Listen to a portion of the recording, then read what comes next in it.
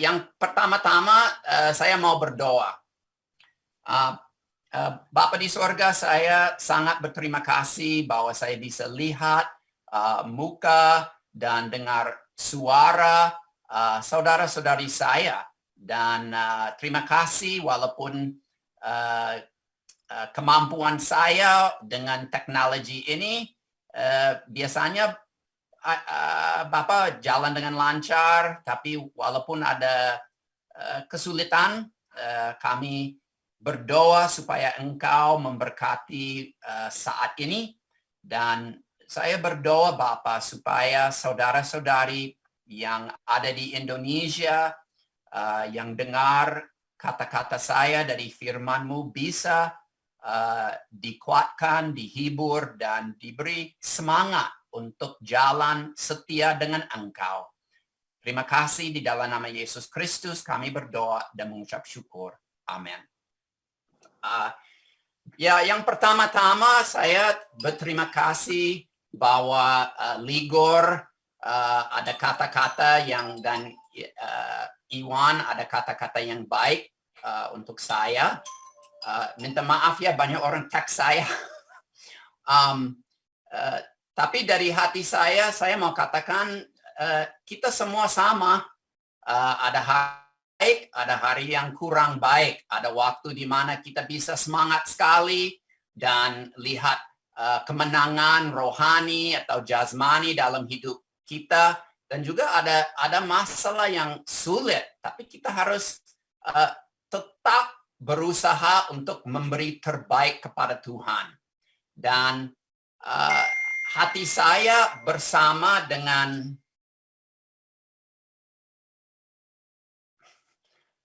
hati saya benar-benar dan hati Lita benar-benar bersama dengan saudara-saudari yang ada di Indonesia. Bukan hanya yang ada di Tangerang, tapi di seluruh Nusantara. Dan saya tahu bahwa kalian banyak mengalami tantangan selama 2 tahun. Ada tantangan yang kehilangan orang tua atau saudara karena COVID dan hal yang lain. Ada banyak tantangan ekonomi dan keuangan. Dan sebagian dari itu saya bisa mengerti karena kami juga mengalami hal-hal seperti itu di sini, walaupun saya sadar bahwa keadaan kalian lebih berat lagi. Jadi saya hanya berdoa supaya hari ini kalian diberikan semangat dan terhibur untuk terus memberi terbaik kepada Tuhan. Mari kita membuka Alkitab kita. Saya masih punya ke Roma pasal 12.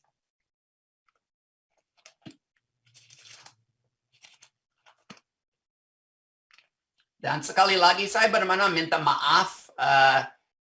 Saya memang pernah pakai Zoom, pernah sharing. Saya tidak tahu kenapa ada masalah hari ini yang nggak apa-apa. Tapi saya minta maaf. Roma pasal 12, ini kita hanya akan baca di ayat 11 dan 12. Roma pasal 12 ayat 11 dan 12.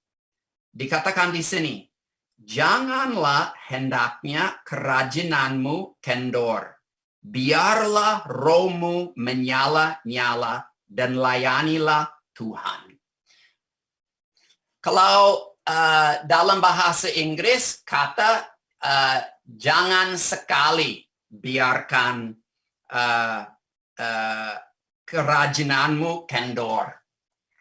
Dan maksud saya sedikit lebih tegas, tapi artinya sama. Yang Paulus mengajar di sini adalah bahwa kita harus selalu semangat untuk Tuhan. Sampai bernyala-nyala dalam semangat dan pelayanan kita. Nah, kadang-kadang itu bisa dibilang lumayan gampang. Saya tahu waktu saya masih muda, masih single, belum ada anak, belum belum ada masalah uang atau masalah kesehatan. Itu lebih gampang daripada waktu banyak masalah. Baik itu masalah keuangan maupun itu masalah kesehatan. Apalagi saya lihat selama tahun ini walaupun harus selalu di rumah, tidak bisa bertemu selain lewat Zoom, itu memang sulit untuk semangat. Lebih gampang untuk kecewa, lebih gampang untuk mungkin nggak kecewa atau depresi, tapi untuk tidak menyala-nyala. Karena keadaannya begitu berbeda. Dan kita di sini juga mengalami hal itu. Tetapi perintah Tuhan tetap ada bahwa kita harus semangat. Dan hari ini saya bersyukur bahwa Paulus langsung memberi jalan keluar dari masalah ketidaksemangatan. Di ayat 12, dia memberikan kita hal-hal yang praktik supaya kita bisa selalu semangat dalam Tuhan dan di dalam pelayanan kita. Di ayat 12, Roma pasal 12, dia katakan, bersukacitalah dalam pengharapan, sabarlah dalam kesesakan, dan bertekunlah dalam doa. Dan malam ini yang saya mau menyampaikan kepada saudara-saudari. Tuhan berikan kita perintah. Nah, Tuhan tidak mungkin memberikan kita perintah yang mustahil ditaati. Sampai di 1 Yohanes dikatakan bahwa perintahnya tidak berat. Jadi pasti ada jalan keluar. Walaupun COVID, walaupun masalah kesehatan, walaupun kita sangat sedih karena hal-hal yang dihadapi, walaupun kita di rumah, walaupun keadaannya berbeda, kita tetap bisa semangat. Enggak, saya tidak bilang setiap hari, setiap saat. Tetapi bayangkanlah begini. Ya, kita harus selalu berusaha supaya lebih semangat, supaya kembali semangat. Kita tahu bahwa Paulus pernah katakan kepada Timotius. Timotius, dia bilang Timotius, tolong ambil, ada api yang kecil, kamu mengipas supaya itu menjadi lebih besar. Jadi kalau malam ini, kalau saudara-saudari mungkin tidak bernyala-nyala, kalau tidak semangat, jangan merasa sangat bersalah. Tuhan tidak akan mengajarkan kita bagaimana untuk menjadi semangat kembali kalau dia tidak sadar bahwa kadang-kadang semangat kita bisa turun. Jadi yang penting bagaimana kita berespons ke firman-Nya malam ini. Dan 3 hal yang dia katakan supaya kita bisa semangat. Yang pertama, bersukacitalah dalam pengharapan. Mari kita membuka firman ke Wahyu pasal 21. Wahyu pasal 21.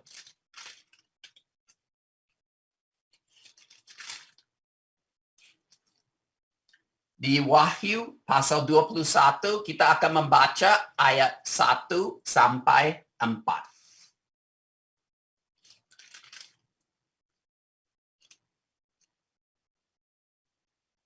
Wahyu pasal 21 mulai di ayat 1. Rasul Yohanes menulis apa yang dia melihat di sini. Lalu aku, Rasul Yohanes, melihat langit yang baru dan bumi yang baru. Sebab langit yang pertama dan bumi yang pertama telah berlalu, dan laut pun tidak ada lagi. Kita berhenti di sana sebentar. Yang pertama-tama, kata itu pengharapan. Kebetulan waktu saya ke Indonesia 3 tahun yang lalu, saya sangat kecewa. Saya 2 tahun sebelum itu adalah termasuk tahun yang paling berat di dalam hidup saya sejak sebelum saya dibaptis. Lita dan saya ada masalah pernikahan. Lita dan saya ada masalah keuangan. Saya kadang-kadang saya bangun nggak sering.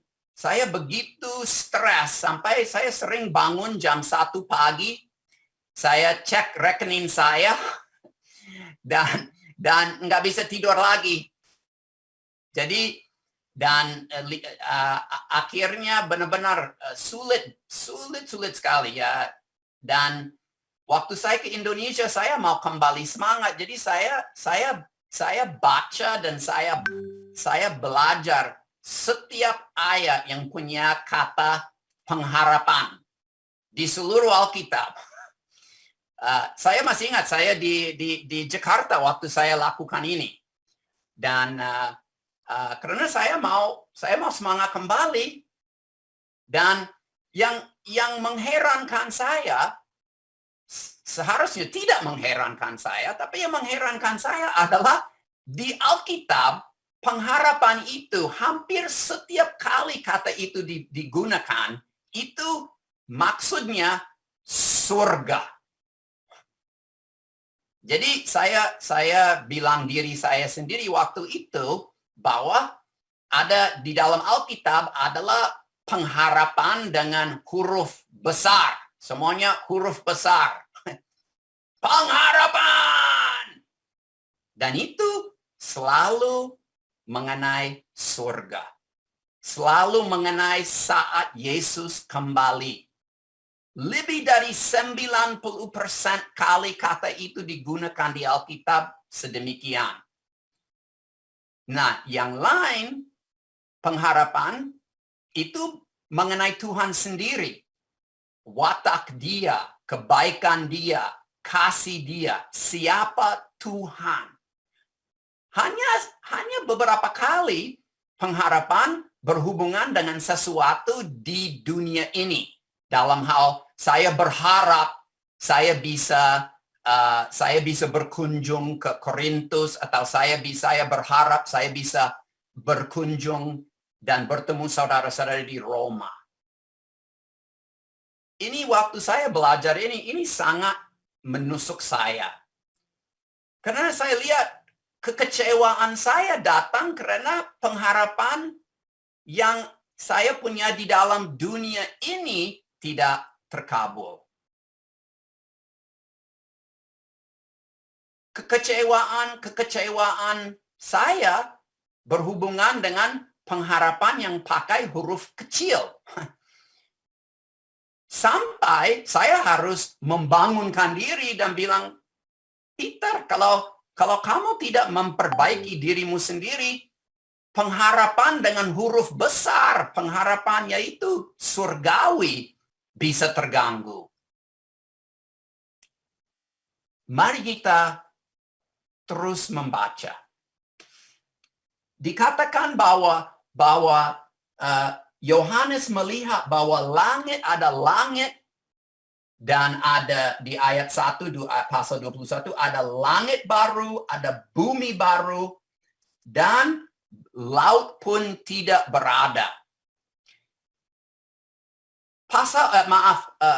Wahyu hampir semuanya Wahyu itu lambang, berbicara dengan lambang-lambang. Di Wahyu dan juga di Alkitab, laut sering digunakan sebagai lambang untuk dunia ini. Dunia yang tanah, dunia yang jelek, dunia yang banyak masalah. Masalah politik, masalah ekonomi, masalah kesehatan, masalah keuangan. Dan saya ini termasuk salah satu ayat yang saya paling suka karena Tuhan berjanji bahwa dunia ini akan lenyap. Ayat 2. Dan aku melihat kota yang kudus, Yerusalem yang baru turun dari surga, dari Allah, yang berhias bagaikan pengantin-pengantin yang berdandan untuk suaminya. Pengantin itu adalah kita. Ya, pengantin itu adalah jemaat Tuhan. Kalau Tuhan melihat dunia ini yang paling cantik, yang paling indah, yang paling hebat, yang buat Tuhan bersenyum adalah jemaat. Dan itu kekal. Ya, seperti kerajaan Allah turun dari surga. Ini adalah jemaat.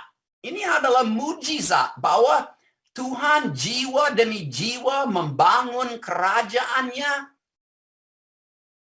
dan itu menjadi kekal. Jadi walau pengantin itu adalah kita. Ya, waktu saya lihat saudara-saudari yang saya mengenal dari 20 atau 30 tahun yang lalu, itu membuat saya bersuka cita. Amin.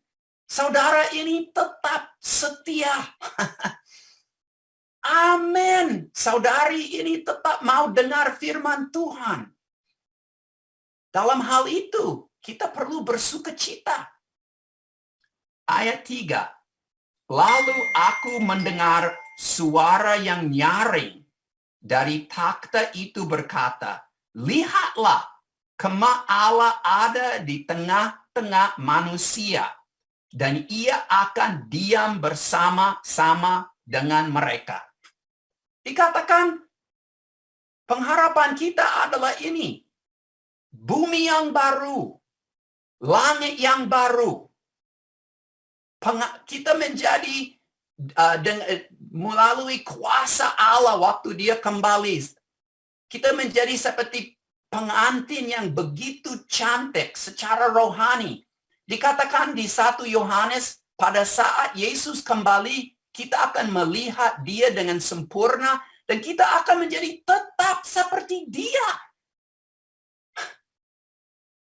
Bayangkanlah, bagi saya yang paling mengherankan saya, yang saya paling menantikan mengenai surga adalah saya akan seperti Yesus, yang berarti saya tidak akan lagi tergoda atau jatuh dosa lagi untuk selama-lamanya. Dan saya akan bersama dengan saudara-saudari dari seluruh dunia yang dipetik dari abad ke abad, dari Enoch, Abraham, Daud, dari Tangerang, dari Irian Jaya, dari Jawa, Sumatera. Dan kita semua bersama-sama tidak akan ada dosa karena kita akan seperti Yesus, itu di 1 Yohanes. Dan Allah akan sama dengan kita. Enggak akan ada keperluan. Maaf, saya minta maaf, saya udah coba matikan. Saya di sini pagi, jadi saya tidak matikan telepon walaupun suara udah dikecilin karena saya tidak mau khotbah terlalu lama.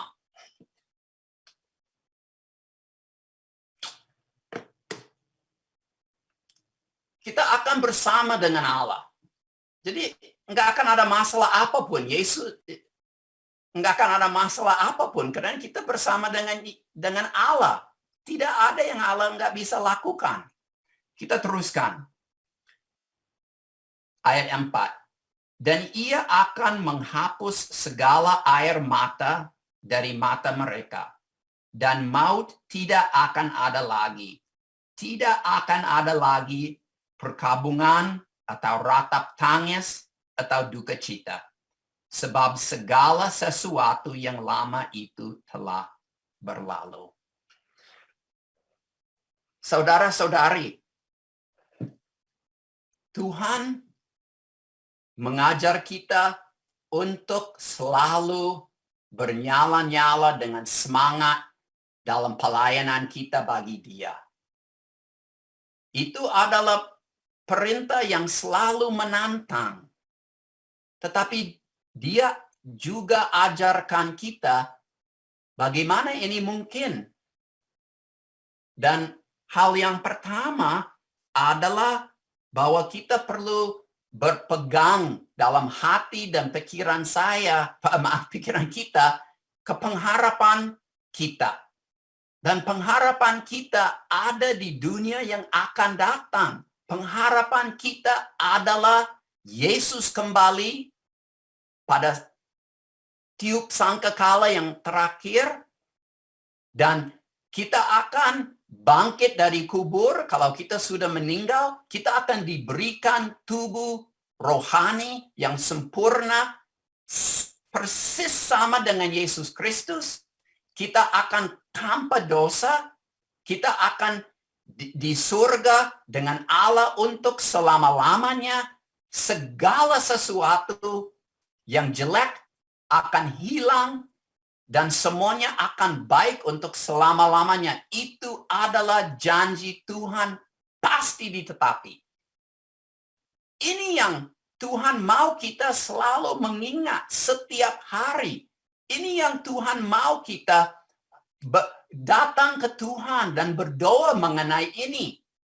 Melalui pikiran mengenai hal-hal yang baik yang pasti akan datang, kita bisa semangat kembali.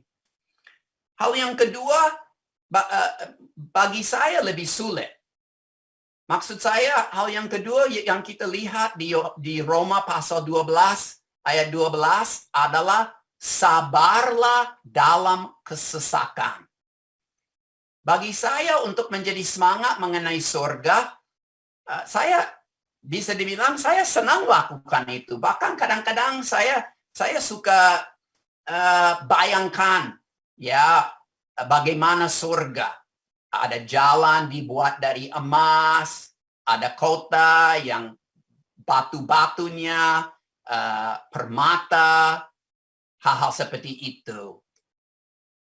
Imajinasi dari firman Tuhan.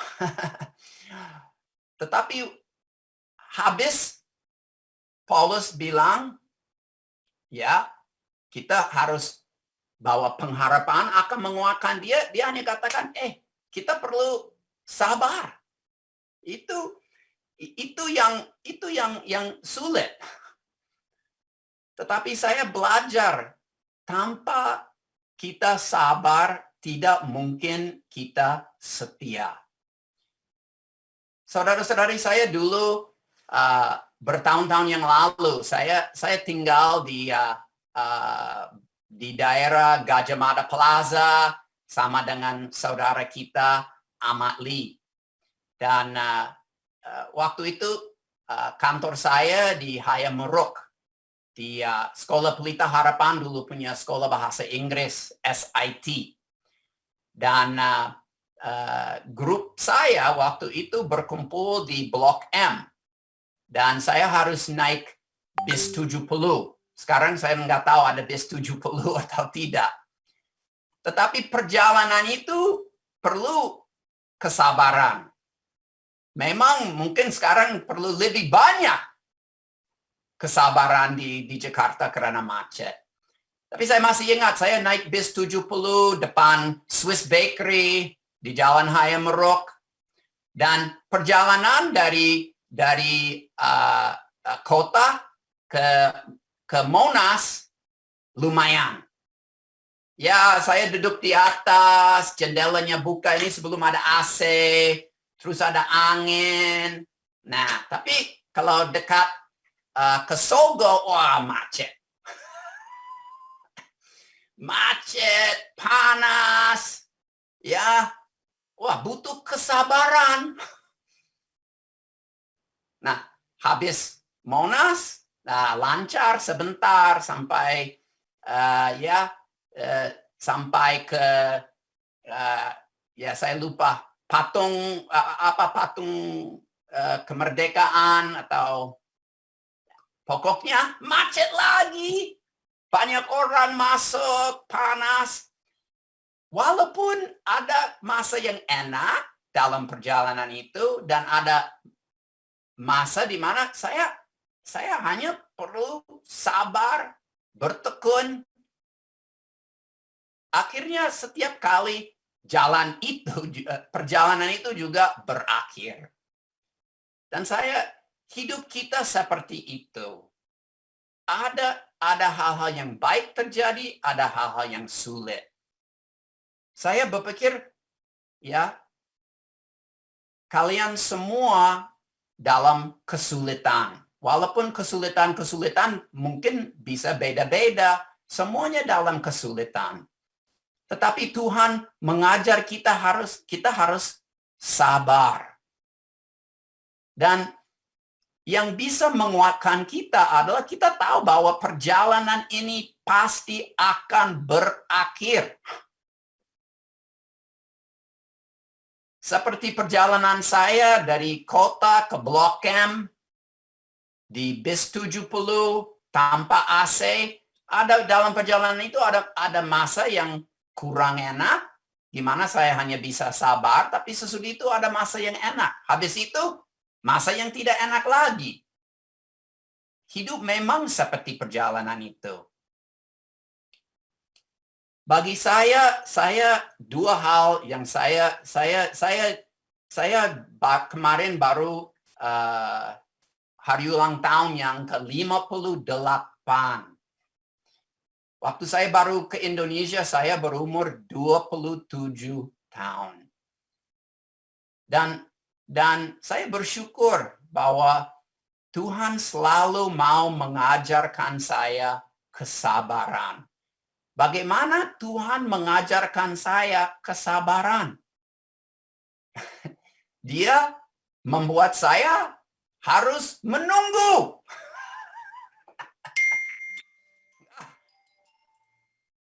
Saya harus menunggu.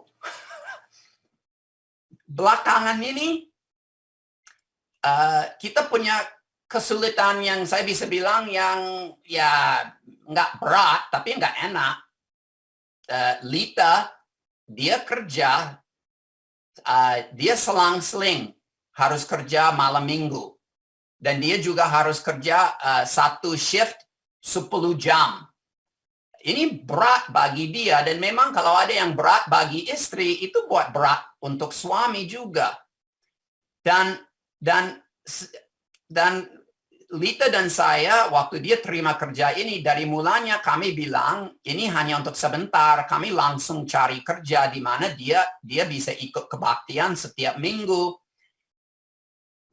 Dan tapi itu butuh 2 tahun. Dia melamar ke banyak sekali kerja sampai saya pusing. Kira-kira setahun yang lalu saya berpikir dia pasti dapat satu kerja. Pasti. Saya doa supaya dia dapat kerja itu. Saya doa setiap hari selama 6 bulan. Dan saya doa dengan yakin, ini pasti dia dapat, Tuhan baik, ya ini Tuhan pasti mau dia ikut kebaktian, gajinya lebih bagus. Oh, amin, amin. Tapi saya doa setiap hari sampai saya, maaf Tuhan, saya tahu Tuhan udah dengar ini mungkin ratusan kali, tapi saya akan doa lagi. Nah, kalian tahu, dia tidak dapat. Wah! Oh, kenapa? Saya begitu kecewa, saya tidak mau doa lagi untuk Lita dapat kerja yang lebih bagus. Saya tetap doa, tapi saya doa mengenai hal yang lain. Tapi untuk hampir 3 minggu, saya tidak bisa berbicara kepada Tuhan mengenai hal ini. Karena saya begitu kecewa, bingung. Akhirnya saya harus serah. Tuhan, Engkau tahu yang terbaik. Saya tidak mengerti kenapa, tapi Tuhan, saya yakin Tuhan mengasihi saya dan Lita, keluarga kami. Tuhan mau yang terbaik. Jadi pasti ada yang lebih baik bagi saya dan Lita. Habis itu, saya perlu sabar. Nah, bagaimana saya bisa sabar? Saya tidak mau sabar. Saya berpikir, saya sudah sabar Tuhan. Udah sabar. Terima kasih Tuhan. Udah buat saya sabar. Nggak mau sabar lagi. Bagaimana? Kita tutup dengan ayat ini. Bertekunlah dalam doa. Mari kita buka ke Markus pasal 14.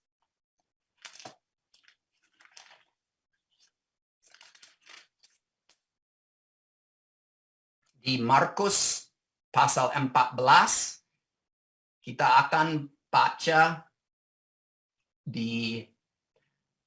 untuk menghematkan waktu, kita hanya akan membaca ayat 41 dan 42. Saya yakin kita semua udah tahu mengenai Yesus di Getsemani, di Matius.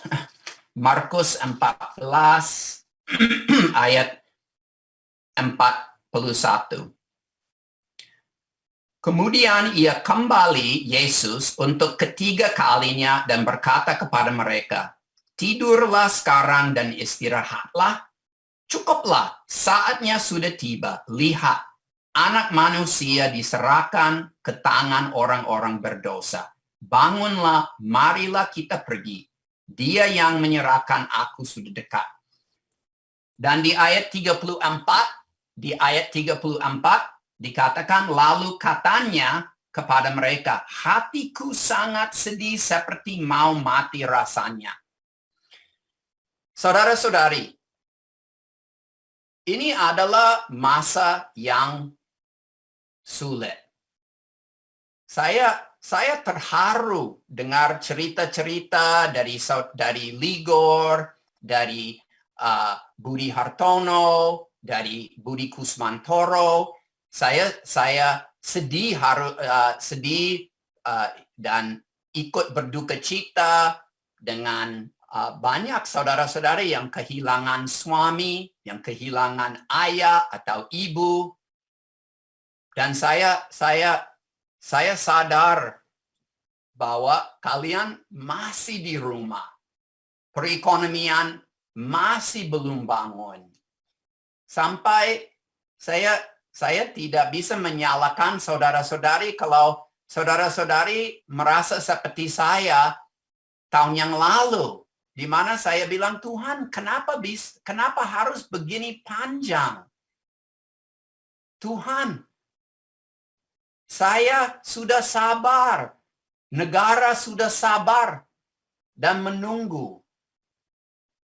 Dan jadi hari ini saya hanya mau memberi semangat kepada kalian bahwa kalian sangat dihargai oleh Tuhan dan sangat dikasihi. Bahkan saya yakin bahwa Tuhan sangat bangga dengan iman dan pelayanan dan kasih kalian satu sama yang lain dan terhadap orang yang belum mengenal Yesus. Kalian tahu bahwa tahun yang lalu jemaat-jemaat di Indonesia menjadi teladan untuk seluruh kerajaan Allah di seluruh dunia. Dan banyak orang berbicara mengenai iman dan semangat dan kesetiaan saudara-saudari di Indonesia. tahun yang lalu banyak jemaat yang hampir tidak membaptis atau membaptis sangat sedikit.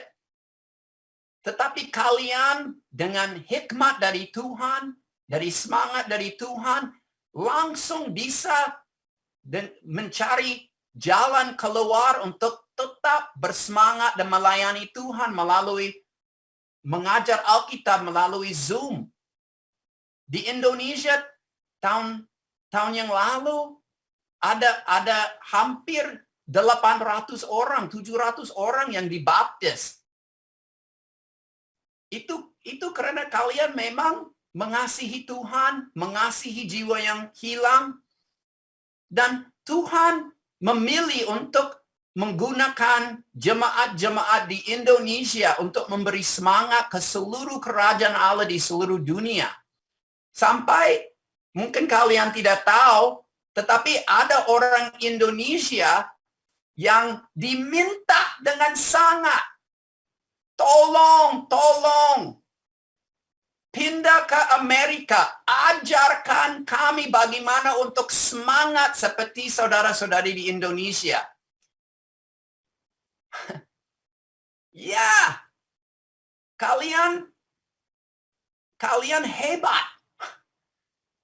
Kalian berpikir sulit untuk saya kadang-kadang saya malu, saya dipuji. Oh, Peter mengasihi orang Indonesia, Peter masuk gang kecil. Terus terang kalian gampang untuk mengasihi. Very easy to love. You're very lovable.